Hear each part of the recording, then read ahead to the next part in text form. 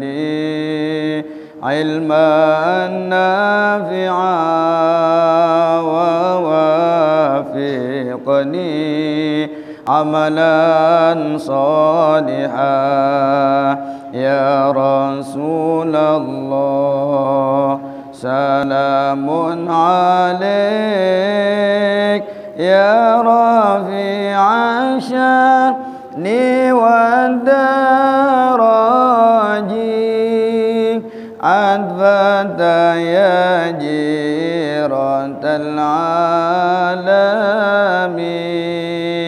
يا أهيل الجود والكرم يا أهيل الجود والكرم. Assalamualaikum warahmatullahi wabarakatuh. Bismillahirrahmanirrahim. Alhamdulillah. Wassalatu wassalamu ala Rasulillah sayyidina wa nabiyyina wa maulana Muhammad ibn Abdillah wa ala alihi wa sahbihi wa mawalah. La haula wa la quwata illa billah, amma ba'dah. Pengurus Masjid Al-Ansor yang kami hormati, seluruh jajaran yayasan, pembina dan seluruh jajarannya yang dimuliakan oleh Allah, para jamaah sekalian yang dimuliakan oleh Allah Subhanahu wa taala, pada siang hari ini bersama-sama kita bisa hadir di masjid ini dalam rangka kita melaksanakan sholat zuhur berjamaah. Mudah-mudahan sholat zuhur yang kita laksanakan secara berjamaah meskipun di tengah-tengah keadaan hujan ya, tetapi alhamdulillah kita masih diberikan kesempatan oleh Allah bisa melaksanakan sholat zuhur berjamaah. Hadirin wal hadirat rahimakumullah, pada kesempatan yang mulia ini izinkanlah kami untuk menyampaikan beberapa hal yang berkaitan dengan masalah sedekah, baik sedekah wajib maupun sedekah sunnah.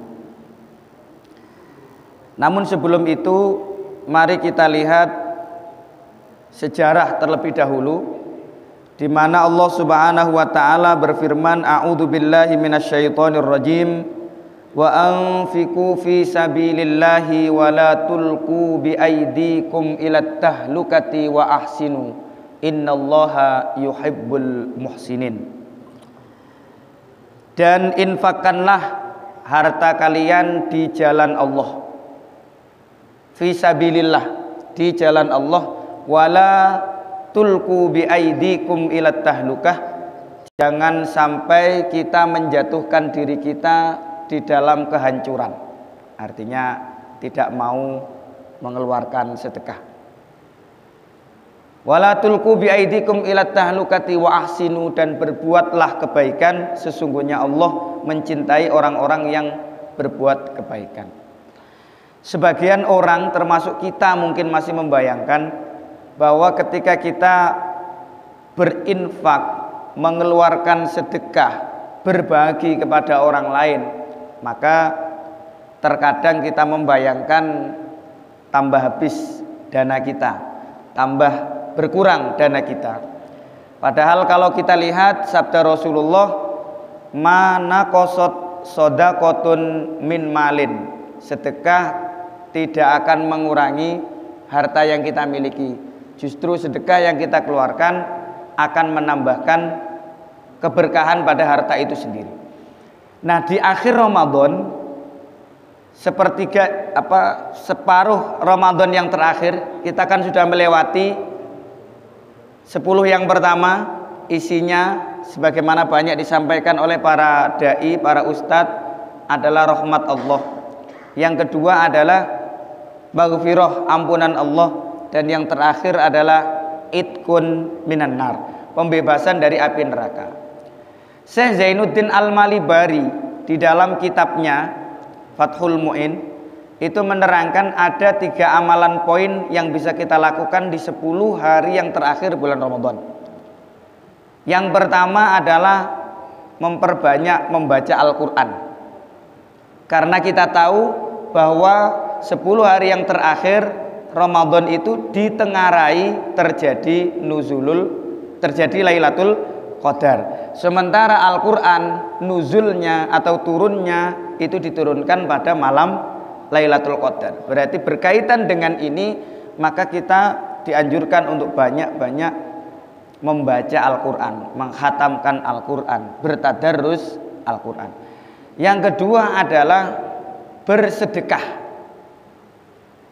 Di dalam bulan Ramadan sangat dianjurkan untuk bersedekah, baik sedekah sunnah maupun sedekah wajib. Nanti ada yang namanya zakat fitrah. Ada yang namanya zakat fitrah. Ini di dalam keterangannya bahwa siapa yang berpuasa Ramadan di bulan Ramadan ini, kemudian ia mengeluarkan zakat fitrah sebelum dia sholat, maka itu adalah sedekah yang diterima, zakat fitrah yang diterima. Tetapi jika ia mengeluarkan setelah orang-orang selesai sholat, maka itu hanya sedekah biasa. Nah, untuk itu hadirin wal hadirat jamaah yang dirahmati dan dimuliakan oleh Allah Subhanahu wa taala, maka di 10 hari yang terakhir ini penting kita untuk mengingat-ingat sedekah atau tentang zakat. Dan yang terakhir kita memperbanyak iktikaf. Ini sudah maklum, ada nanti mungkin kegiatan iktikaf bersama, iktikaf dengan rombongan jamaah masjid di sini misalkan nanti. Dan sedekah ini berawal cerita Nabi Adam alaihissalam yang ketika diturunkan oleh Allah ke dunia karena pelanggaran, maka Nabi Adam dan istrinya sepakat untuk beranak pinak. Akhirnya singkat cerita Siti Hawa hamil. Hamil yang pertama kemudian melahirkan seorang anak, tapi anaknya kembar. Anaknya yang pertama adalah Qabil, kembar dengan laki-laki dan perempuan. Lalu sepakat hamil lagi. Setelah hamil melahirkan anaknya kembar lagi. Anaknya sekarang namanya Habil dan Labuda. Jadi 4 anaknya Nabi Adam ini kembar, ya. Kembar pertama, kedua, kembar ketiga, keempat. Nah, untuk meneruskan perjalanan kehidupan manusia yang beranak pinak, maka Allah Subhanahu wa taala memerintahkan Nabi Adam untuk mengawinkan anak-anaknya, karena nggak ada orang lain itu. Jadi hanya keluarga Nabi Adam saja. Akhirnya ada peraturan menikahkan secara silang. Qabil harus dapat adiknya Habil, sementara Habil harus mendapatkan adiknya Qabil. Kebetulan Qabil ini wajahnya ganteng, adiknya Iklimah ini wajahnya cantik. Sementara Habil ini wajahnya pas-pasan. Nah, adiknya ini juga pas-pasan. Akhirnya apa? Perintahnya silang. Muncul perasaan tidak terima dari Qabil. Masa saya harus dapat yang wajahnya pas-pasan? Wong ganteng kayak gini kok dapat pas-pasan. Sementara Habil wajahnya pas-pasan kok dapat yang cantik. Saya nggak mau ayah. Yang penting saya harus nikah sama Iklimah adik saya sendiri, kembaran saya sendiri. Habil biar nikahi sama adik kembarannya sendiri. Kata Nabi Adam, tidak bisa nak, ini perintah Allah. Dan untuk membuktikannya, ayo kita berkurban atau ayo kita bersedekah. Singkat cerita, sedekah yang diterima dan digambarkan disambar oleh api dari langit, itulah yang diterima. Ternyata adalah sedekah yang dipersembahkan oleh Habil. Itu langsung diambil. Nah, disinilah sejarah awal bahwa Allah Subhanahu wa taala menerima sedekah atau zakat yang baik, diterima dari hasil yang baik, diterima dari pribadi yang baik. Jadi sebelum kita nanti masuk pada pembahasan tentang zakat fitrah atau zakat mal lah nantinya.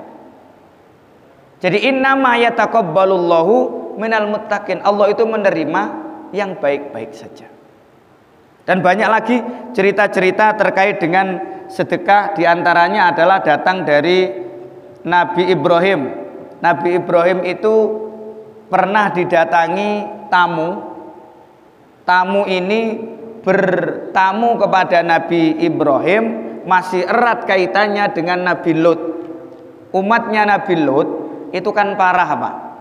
Laki-laki suka dengan laki-laki, kaum Sodom. Nah, ini tamu mampir ke rumahnya Nabi Ibrahim. Nabi Ibrahim kemudian menyiapkan makanan yang terbaik, suguhan yang terbaik, disuguhkan kepada tamu. Ternyata tamunya nggak mau makan, Pak. Padahal ini sudah sembelihkan ayam, sembelihkan, pokoknya sangat mewah sekali lah. Ternyata tamunya tidak. Lalu tamunya bercerita, kedatangan saya di sini atas perintah Allah agar menghancurkan kaum Sodom, kaum Nabi Lut. Dan yang kedua, saya datang ke sini memberikan kabar gembira bahwa engkau wahai Nabi Ibrahim akan memiliki seorang anak. Nah, jadi Nabi Ibrahim itu dapat kabar gembira tentang punya anak dari istrinya, yaitu Siti Hajar, ya, namanya Nabi Ismail. Nah, Nabi Ibrahim dari perbuatan baik yang dia lakukan kepada tamunya ini kemudian berbuah hasil. Artinya sedekah itu bisa dengan perbuatan yang baik. Makanya Nabi Muhammad bersabda, kullu ma'rufin shadaqah. Setiap perbuatan baik itu bernilai sedekah. Bapak dan Ibu yang dirahmati oleh Allah Subhanahu wa taala, nah di 10 hari yang terakhir ini tentu kita nanti akan membahas atau melaksanakan salah satu rukun Islam, yaitu membayar zakat fitrah. Ya. Nabi Muhammad diperintahkan oleh Allah, a'udzubillahi minasyaitonirrajim, khudh min amwalihim shadaqatan tutahhiruhum wa tuzakkihim biha. Wahai Nabi Muhammad, ambillah dari harta-harta mereka sebagai sedekah atau sebagai zakat. Tujuannya tutahhiruhum, yang dari zakat ini mampu untuk membersihkan mereka, membersihkan jiwa mereka. Wa tuzakkihim biha, dan menjernihkan jiwa dari zakat. Maka zakat ini macam-macam. Ada zakat fitrah, ada zakat mal, ada zakat tijarah, perdagangan, ada zakat zuru, ada zakat pertanian, ada zakat makdan, pertambangan, Pak, nikel, batu bara, emas, itu ada zakatnya. Nah, pada bulan Ramadan seperti ini biasanya kita tidak membahas pada zakat fitrah saja, tapi nanti ada zakat mal, ya. Biasanya orang itu mengeluarkan zakatnya itu sekalian pada saat dia membayarkan zakat fitrah. Nah, kalau zakat fitrah ini sudah jelas, zakat fitrah itu merupakan rukun Islam, wajib dikeluarkan saat orang-orang itu sebelum melaksanakan sholat Idul Fitri, itu wajib mengeluarkan zakat. Nah, siapa yang wajib? Ya, seorang muslim, ya, laki-laki maupun perempuan, ya, yang hidup pada akhir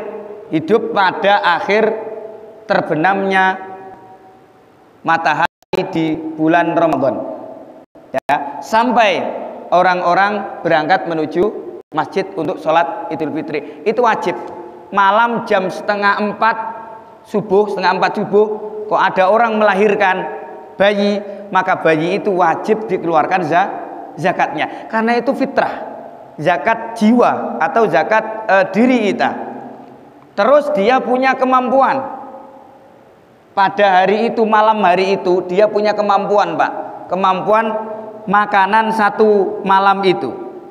Maka kita untuk mengatasi masalah-masalah yang akan kita temukan di dalam pelaksanaan panitia zakat nanti, maka kita sampaikan waktu-waktu zakat, Pak, supaya kita tidak salah paham, ya, tidak salah di dalam memahami mengeluarkan zakat.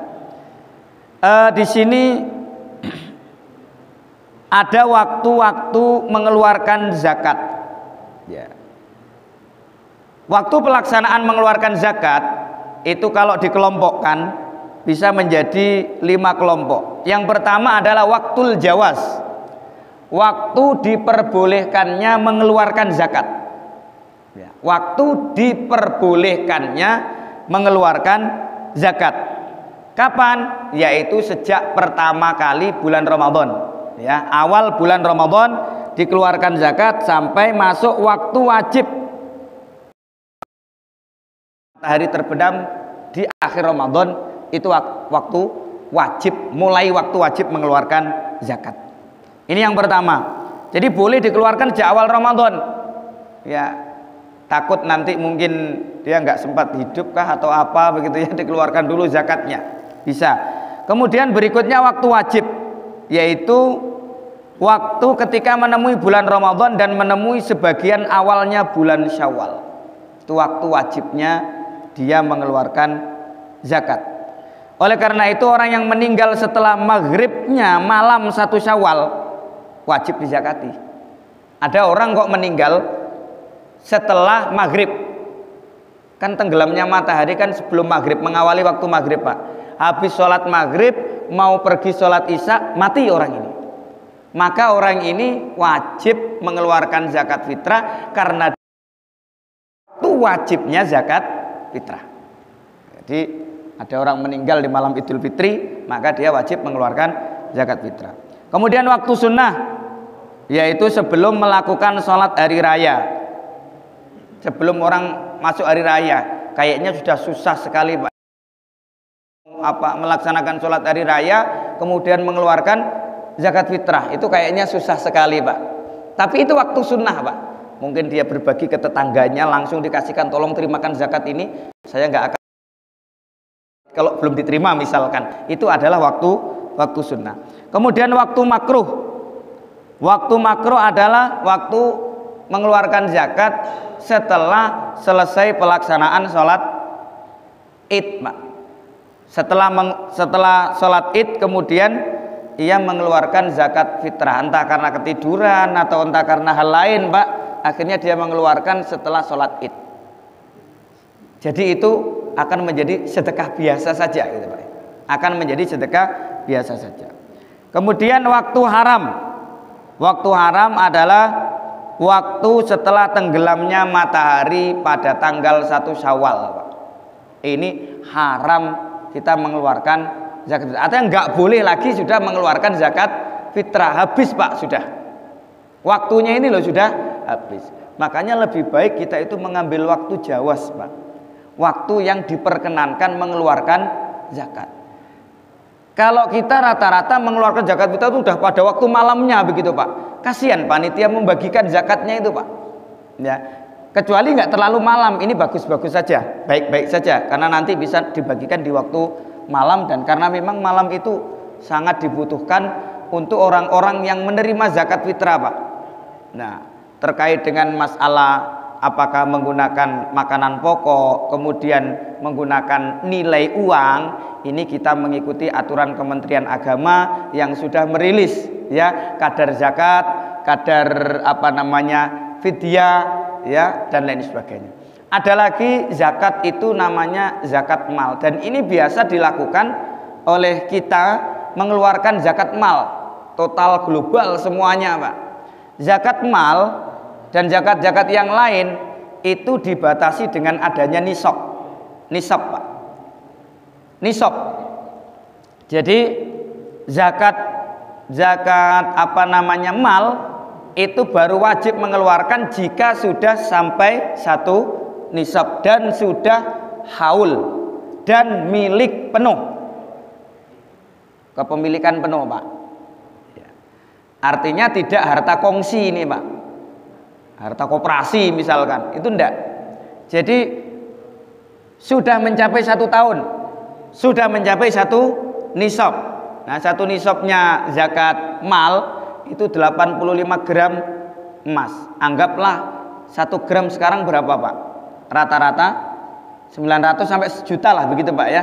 Berarti kalau orang itu memiliki harta 85 juta ya, maka dia sudah wajib mengeluarkan zakat hartanya. Di total semuanya Pak, hartanya ada 85 juta. Nah, ini Pak Haji Qadir hitung berapa miliar dananya. Jadi 100 jutanya itu berarti 2,5 juta. Ya kalau Pak Haji Qadir punya harta 1 miliar, maka harus mengeluarkan 25 juta. Begitu aja Pak, kelipatannya seperti itu. Ya. Nah zakat itu kan berkembang Pak. Zakat itu an-nama, zakat itu berkembang. Yang dizakati adalah zakat yang berkembang Pak. Ya, kayak gaji itu kan berkembang Pak ya, tiap dapat pendapatan. Terus kemudian jual beli emas ini kan berkembang Pak. Tambah banyak.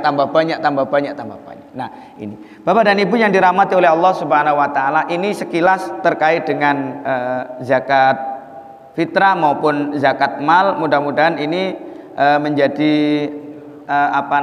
stimulus agar supaya kita nanti bisa mempersiapkan diri untuk pelaksanaan zakat fitrah di daerah kita masing-masing dengan mengikuti aturan-aturan yang ada. Insya Allah sudah dirilis dari Kementerian Agama, berapa kadar-kadarnya sudah disampaikan Pak ya.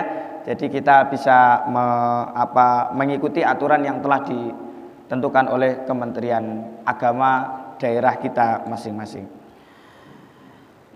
Ini mungkin yang bisa saya sampaikan. Barangkali ada yang ingin didiskusikan pada siang hari ini, kami persilakan kepada jamaah, baik terkait dengan masalah ini atau mungkin dengan masalah-masalah yang lainnya.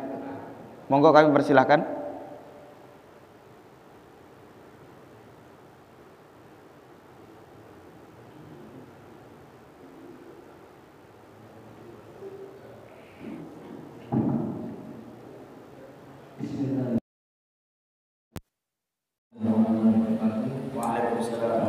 Berkenaan dengan zakat mal, apakah zakat mal itu dizakati misalnya harta yang bergerak seperti rumah? Kemudian yang kedua, zakat mal itu seperti yang dijelaskan tadi berdasarkan hisab. Tapi kalau saya mengeluarkan berdasarkan jumlah yang saat itu, karena bisa seperti orang di bank kan kadang-kadang setiap bulan bertambah. Nah, ada transfer, timbul bertambah. Jadi ketika mengeluarkan zakat, saya tidak melihat hisabnya lagi, tapi saya melihat berapa jumlah saat itu. Jadi kita keluarkan zakatnya itu. Kemudian lalu harta-harta yang bagaimana yang dizakati? Misalnya yang dipakai, kayak kendaraan, kayak emas, misalnya yang dipakai, bukan disimpan dalam bentuk tanah, tapi dipakai. Mohon kiranya, terima kasih. Assalamualaikum warahmatullahi wabarakatuh.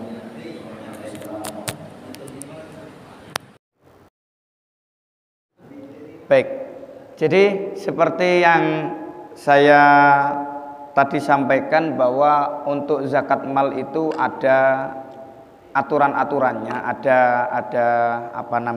pemberlakuan khusus dibandingkan dengan zakat-zakat yang lain. Di antaranya syaratnya dia harus 1 nisab. Itu batas wajib mengeluarkan Pak. Jadi ini kita sedang bicara tentang wajibnya mengeluarkan. Ada orang itu yang kalau saya Pak enggak pokoknya kalau saya sudah mau lebaran itu saya bagi-bagilah sedekah-sedekah kepada saudaranya.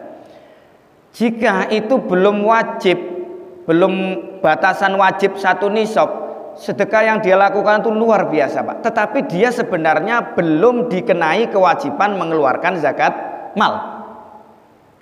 Jadi orang dikenai kewajiban zakat mal ketika sudah mencapai 1 nisab. Itu wajib. Ya. Bagi orang yang hartanya 60 juta belum wajib, tapi ketika dia mengeluarkan mau dikalkulasi sendiri 2,5%-nya dari 60 juta boleh, tapi dia belum kewajiban mengeluarkan zakat. Yang kedua, zakat yang wajib dikeluarkan itu adalah zakat yang dihasilkan dari sesuatu yang berkembang. Hartanya berkembang, Pak. Ya. Jadi gimana kalau mobil? Kalau mobil digunakan untuk usaha yang kemudian menghasilkan kalkulasi per bulan sekian sampai 1 tahun kemudian 100 juta, maka dia sudah dikenakan kewajiban zakat mal karena batasannya anggaplah 85 juta. Berarti dia wajib mengeluarkan 2,5 juta dari 100 juta. Ada kendaraan yang menopang mendapatkan 100 juta, ada sepeda motor yang menopang untuk mendapatkan 100 juta. Jadi globalnya, Pak. Jadi harta yang terkumpul,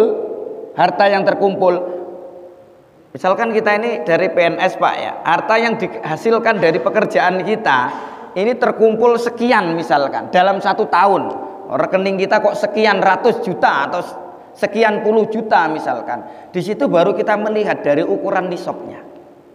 Ya.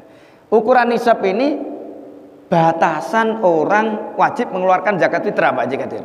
Jadi kalau belum 1 nisab, dia belum wajib, belum dikenakan kewajiban. Tapi kalau dia mau bersedekah, berbagi, itu bagus sekali.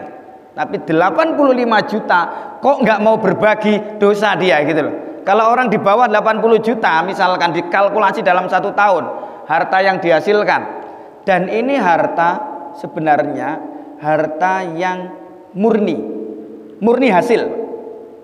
Jadi Pak Haji Qadir jualan mobil umpamanya, jualan mobil, transaksi mobil terus, dapat keuntungan sekian selama 1 tahun, omset 100 juta, potong modal 10 juta, masih 90 juta, maka 90 juta wajib mengeluarkan zakat.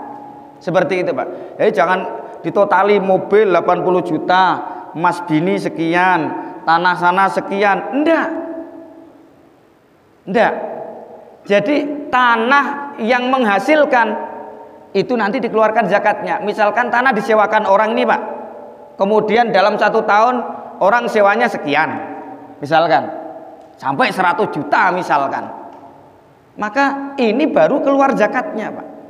Jadi tanahnya enggak dizakati, tapi hasil dari tanahnya yang dizakati. Mobil tidak dizakati, tapi hasil dari mobil lah yang dizakati.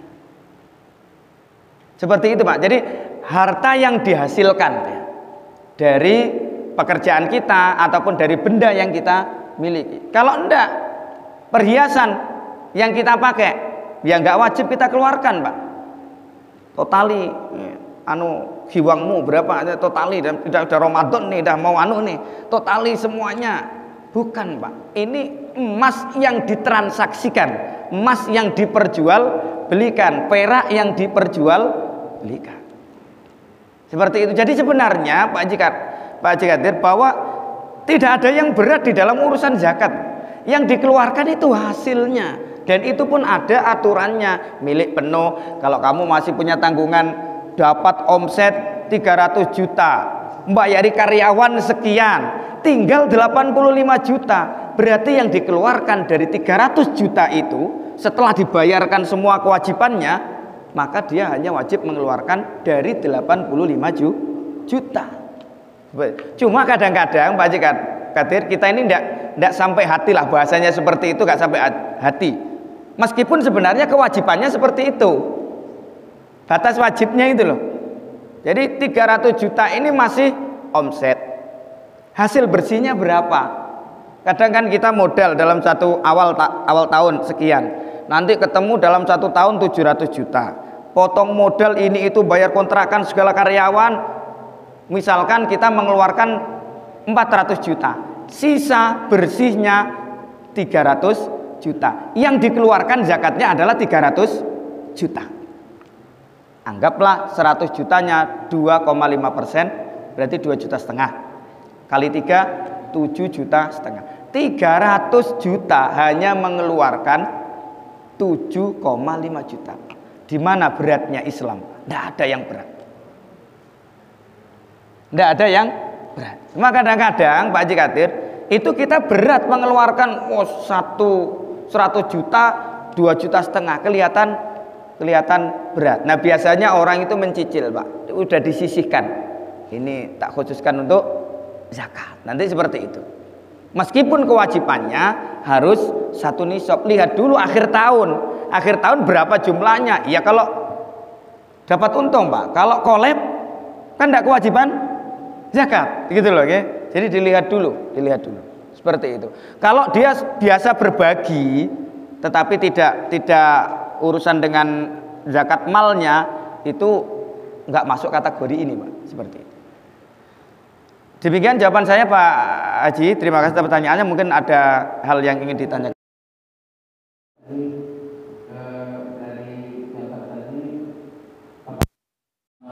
Apakah yang sudah dikeluarkan tahun lalu misalnya sudah dijagati tahun ini?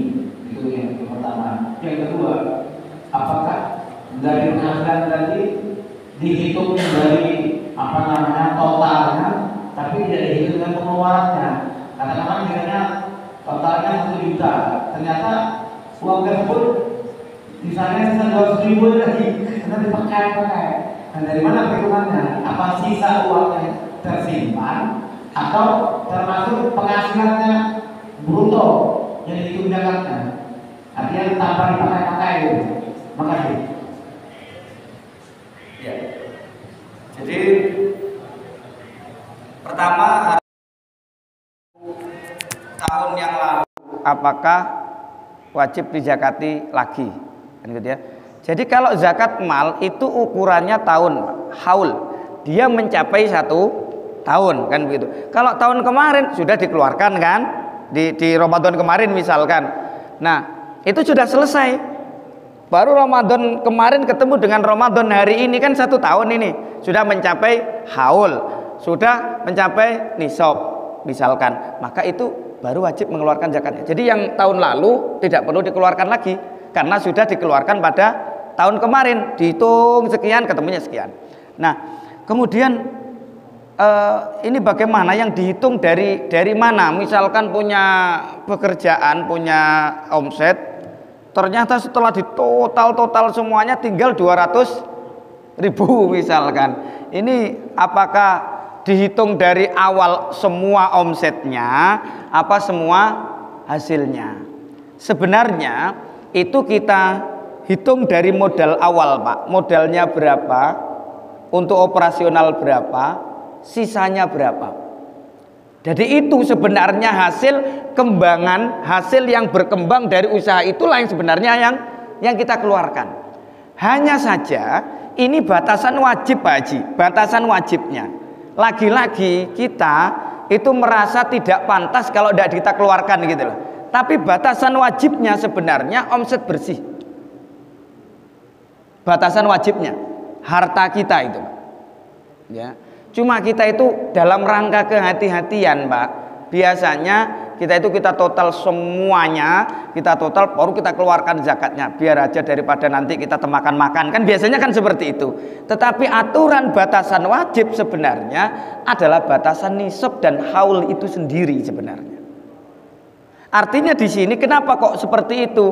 Betapa Islam itu dengan pemberlakuan hukumnya tidak ada satupun yang memberatkan, tidak ada satupun yang menyengsarakan umatnya, Pak. Usaha 1 tahun di total jenderal sekian, pengeluaran sekian, baru keluar sekian, itulah yang baru kemudian dikeluarkan zakat fitrahnya. Yang penting dia dihasilkan dari yang halal, ya. Tadi ceritanya Nabi Adam, Allah tidak akan terima dari yang tidak halal, ya. Innama yataqabbalullahu minal muttaqin, dari hati-hati yang baik, dari orang-orang yang muttaqin. Mudah-mudahan ini zakat mal ini, kalau zakat mal itu membersihkan harta, Pak, ya, bukan membersihkan jiwa. Maka kita sering mengatakan udah keluarkan zakatnya daripada ini temakan hak orang lain ke kita, kan begitu, Pak. Berarti zakat mal itu urusannya adalah membersihkan harta. Siapa tahu ada dari usaha-usaha yang kita lakukan ini ada yang kurang benar, maka dia dibersihkan dengan zakat mal itu. Tapi kalau zakat fitrah ndak ada urusannya dengan harta, Pak. Itu urusannya dengan jiwa. Makanya cuman mengeluarkan 1 sok saja. Ya, kurang lebih 2,7 kilo atau 3 kilogram makanan pokok. Kalau di Indonesia beras, Pak. Nanti ada yang pakai beras makanan pokok, ada yang pakai kimah nilai daripada beras. Insya Allah sekarang sudah ditentukan oleh Kementerian Agama, Pak. Kalau uang sekian, kategori pertama, kategori kedua, kategori ketiga. Jadi kita boleh saja, ndak harus beras. Karena barangkali keterbutuhan orang miskin atau 8 asnaf itu tidak semuanya butuh beras. Mungkin butuh juga uang untuk lauk, untuk yang lainnya. Bapak dan Ibu yang dirahmati oleh Allah Subhanahu wa taala, demikian kiranya apa yang bisa saya sampaikan terkait kajian kita pada siang hari ini. Mudah-mudahan ada manfaat dan juga barokahnya pada kita, dan mudah-mudahan harta-harta kita yang kita miliki ini bisa kita keluarkan zakatnya, dan dimudahkan segala urusannya oleh Allah, dimurahkan rezekinya oleh Allah Subhanahu wa taala, dan tidak menjadi orang-orang yang bakhil, orang-orang yang pelit di dalam menginfakkan harta kita fi sabilillah. Dan mudah-mudahan proses pelaksanaan zakat fitrah nanti bisa berjalan dengan baik, kita salurkan sesuai dengan 8 asnaf para mustahiquz zakat, para penerima zakat. Demikian, mohon maaf atas segala kekurangan. Wallahul muwaffiq ila aqwamit thoriq. Wassalamualaikum warahmatullahi wabarakatuh.